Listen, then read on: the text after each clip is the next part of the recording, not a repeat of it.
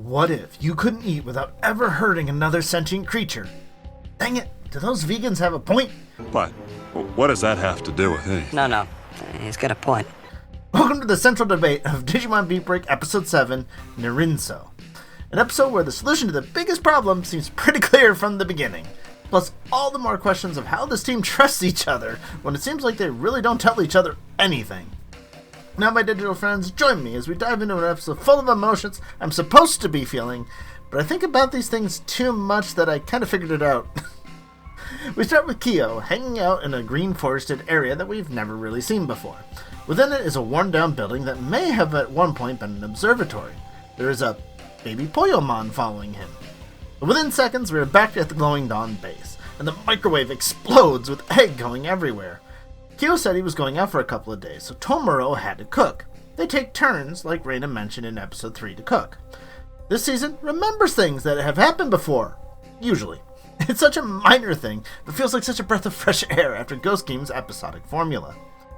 The others confirm that Kyo disappears and doesn't tell the team what he's doing. They trust him enough, though, that they don't question this.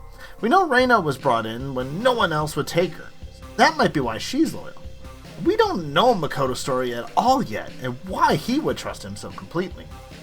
It turns out the microwave would need repairs, so the team has more expenses they need to cover, which means they will need to find more work or bounties to cover it. So they head over to Garando's. Apparently, this woman's name is Maki? I think I got the name of the business confused with the name of the owner in previous videos. So, this is Maki. She shows the team that all of the bounties have been deleted that she has to offer. There was a crackdown at the Shangri-La Egg in Casamino City. We've heard about the Shangri-La Egg before. But as far as I can tell, that is not a real city name in Japan, so we can't use that to help figure out anything extra about the state of the city. An organization called the 5 Stars is causing this. They are 5 Digimon owners that are to the top of the cleaner world. They're very important because they make it into the intro of the season. They each represent one of the 5 elements of wood, fire, earth, gold, and water. Which is slightly odd because usually that 5th element is just metal, not gold. Though gold is a type of metal, so we'll see. I don't think it's Goldramon, especially because they don't usually call it that in Japan. But they have greater authority than the Ministry of Civil Protection. Looking at the silhouettes here on the left, one of these could certainly be Gokumon. Is the Ministry covering this up because they fear these 5? Are they like secret agents who are above the law?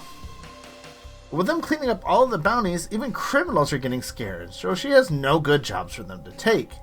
This is an interesting way to introduce the people we've seen in the intro for 7 episodes now, if you actually sit through the whole intro every time still. It does make them seem impressive, but they are still just a mysterious outside force. Nothing for our main cleaners to fear, except missing some money, as becoming a cleaner clears your bounty, or at least so we've been told. Yoshi arrives, saying there is some trouble in the mountains. Does Maki have any available cleaners? Seems to want anyone but Reina and company. But they are there to hear and question him. Reina gets him in a headlock, and they get him to tell them what he knows. As they're driving to the mountain, Yoshi explains that Kyo made him keep it a secret. We as the audience already have a hint of what it could be, and Makoto wonders why he would do that. They seem fairly calm about it, especially Makoto, for learning that their boss is keeping secrets from them. For all they know, it could be something dark and nefarious, but I guess they trust him enough to know that he wouldn't do that. They find 2 men lying in the middle of the road. He does stop the car before running them over, else this would have been quite the different kind of episode. The men are frost-covered, but they aren't completely frozen like we saw with Asuka. They will likely be able to recover naturally. Gekomon runs into the forest following a smell he recognizes. Be mysterious for the episode, he does not tell us immediately what that scent is. Right after they leave, Cherrimon finds 3 huge claw marks tearing up the road. Gekomon tracks the smell to a Poyomon that tastes like Kyo's E-Pulse. When questioned about how he would know that taste, Gekomon admits he took a taste of it while Kyo was asleep. Oh, this gecko really just does what he pleases. Poyomon shies away from Tomoro. Gekomon says that his face is scary. I mean, Gekomon riffing on Tomoro doesn't seem that weird. This is not the first time we'll hear this episode. It appears that Tomura is actually wearing the earpiece now, showing that he does at least respect some technology invented beyond the 80s. Makoto thinks that Tomura should come back after seeing the marks. As Shirazumon analysis completes, they know it is a Black Agumon, which of course happens right at the same time as that Digimon attacks Tomura. Gekomon snatches him away with his tongue to safety, so while he does make fun of him and runs off on his own, there is a growing bond between these two. There is something odd about this Black Agumon though. Its eyes are glowing red and it says it's so hungry. I wonder if that might be important to this entire episode. Gekomon continues to show that he's very quick, swinging from trees with his tongue, and his tail is also apparently very stretchy as well to go fully around a large branch. I mean, we saw him swallow Tomura whole in episode 1, so we know he can stretch a lot. Black Agumon knocks down Gekomon from the tree, waiting below him with its mouth wide open as if to eat him. Tomura holds out his arm for Gekomon to lash onto in order to escape. This is a neat idea to show them working together. But there are a lot of places he could lash onto around here in the forest, so that it comes off a little silly to happen here. I mean, it's a minor thing. If these smaller things are my biggest complaints, this season is doing a pretty good job. Black Agumon stops its attacks and wants them to get away from it. It's clear that it doesn't want to hurt in order to feed. It seems quite clear what needs to be done here, but no one seems to think of anything besides more violence. Poyomon runs away past a strange device and through a portal that seems to be hovering in the air. Almost reminds me of Piximon's area back in Adventure. We got another named attack as Gekomon uses Swing Tackle to swing on his tongue and try to tackle the enemy, but Black Agumon just knocks him aside. In an attempt to lunge at Tomura, Black Agumon destroys one of the mysterious devices. There's a series of other similar machines that shut down, and the illusory dome disappears, revealing the building from the beginning of the episode. Murasamemon is here and uses unpronounceable attack Jayunozan Tsukihiguri. I'm sure I butchered that. Do an air slash to throw Black Agumon back, and it leaves. Finally, for once, these two don't appear out of nowhere. We knew they would be here, even though it is slightly a sudden appearance. Gil collapses onto all fours, but says he's fine as everyone arrives. The place is filled with baby Digimon of all kinds. I could be here a long time naming all the Digimon seen here. I'll be honest, baby Digimon names are one of my weaker knowledge bases that I would have to look up quite a few of them. As the team confronts him about what all this is, Kyo welcomes them to the Narinso shelter. Here's where the episode cuts to commercial. Since I'm not cool enough to have a sponsor section here or anything, this is just a quick, hello, my name is Rordrik and I cover all things Digimon. If you want a big doggy to feed on me, why don't you like this video and make sure that you are subscribed so you don't miss any more Digimon news. Leave a comment down below of what you think the best part of Digimon Beatbreak has been so far. Or heck, maybe you do want the doggy to give me cold heart. And thanks for listening this long. We pan through a few shots, seeing so many babies all around. It certainly explains something I've been asking for a few episodes now. Where are the babies going that he doesn't turn them in? Even though all of them appear as babies, they call them in training? I know the vernacular of calling them in training 1 and 2 has become a thing. I don't know why. The level 1s are fresh or babies to me, dang it. Kyo does confirm even the ones that they defeat are here. He is convinced the Ministry deletes the Digimon they take in. So they actually aren't collecting them to build up an army to keep the people under control? None of these babies have a Sapotama, so Kyo has to feed them manually. Every Digimon in this world is supposedly born from a Sapotama, so I guess that just means he doesn't know where the Sapotamas are? Rima is clearly upset that he kept this a secret, but she seems more worried about him instead of slapping him or anything. Gekomon brings in a hungry baby Digimon, so Petitemon bites onto Kyo's arm to feed like we've seen in other episodes, but the little baby only takes so much. But with so many of them, Kyo is too drained and has to rest. The others are worried about him. With Kyo practically out of commission, the others prepare if the hungry Black Agumon returns. I wonder how they could possibly help a hungry doggo. I don't know, that's a real chin scratcher right there. As expected, the Punimon from episode 3 is here, and is scared of Tomura for fairly good reason. The other humans also say Tomura has a scary face, but is a good person. They're still not that nice to him. You would think at this point they wouldn't say to his face at least.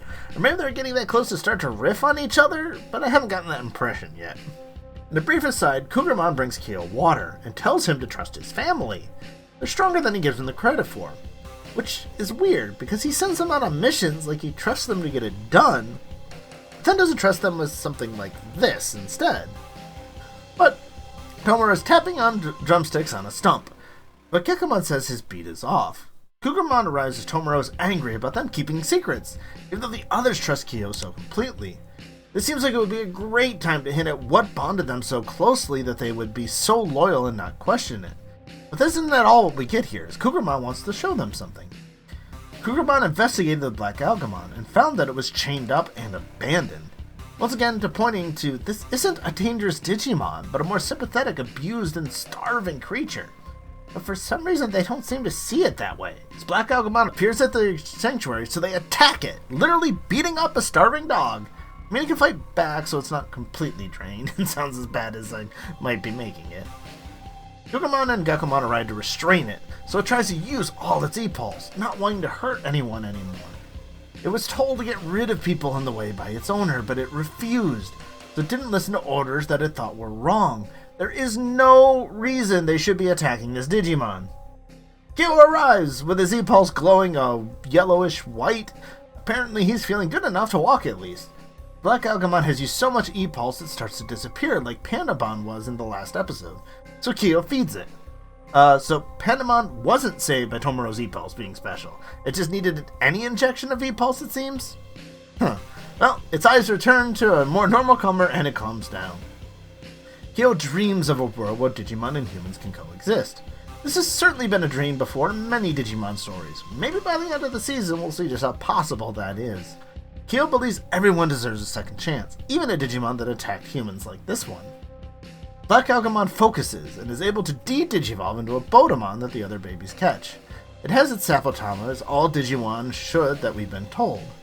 Now it's very rare to see a de-digivolution outside of partner Digimon, though I suppose it shouldn't be too hard for others to do, so I have no problem with it really. Yoshi fixes the hologram generator. He seems to be the one that made them? He claims to be just the local drunkard. I certainly hope that is just a tease of more to come and learn more about him too. This season has been pretty good about drip feeding us interesting things. It may have to do something a little faster to get that hook in us more, but I do like the little teases of more to come. Later that day, Tomura attempts to cook for Kyo. He apparently leaves in eggshells. He wants to learn to cook to be a part of the team. Despite that, he was just so angry about being lied to again. The whole Glowing Dawn team wants to support his dream. As the group go to rescue Yoshi from the babies, Kyo puts his hand up to the sun. But it doesn't appear that he has a square, chip in his hand? At least I assume that is why they are showing this to us. What could it mean? We saw the E-Pulse glowing from it, but can that thing be removed? He gives off E-Pulse, so he could be like a Digimon in disguise, right? All the more questions to be answered in another episode. I was so glad to learn that they had a plan of what to do with all these babies they were collecting. It shows that they have some plans, along with the 5 stars, to possibly start ramping things up. This episode's problem was really easy to solve from the start if the team that never deletes Digimon could have thought for just a moment about an answer other than violence. I'm still overall happy with the season though. This one, we'll have to see what comes of what it builds up to know how good it will truly feel in the future. And finally, we get into the preview for episode 8. Gekomon slammed by a ball and chain as there are disappearances in school, which from what I can tell, none of the cleaners are attending school at all. There are many glowing symbols, which at first I thought might be the symbols of the 7 deadly Digimon. It turns out there are far too many to be those ones, so probably just random digicode. Tomi is getting involved again, so Tomura is likely going to feel guilty about that. We see many humans chained up in a void-like space, as the team is fighting Mimicmon of all things in the mirror world, meaning those humans could very well be trapped inside of it. In episode 8, The Vanishing Classroom. And that is everything for Digimon Beatbreak up to episode 7. Thank you all for watching. We'll just have to wait and see if the sanctuary ever comes up again. Attacking this place could be a real gut punch for the team and viewers alike.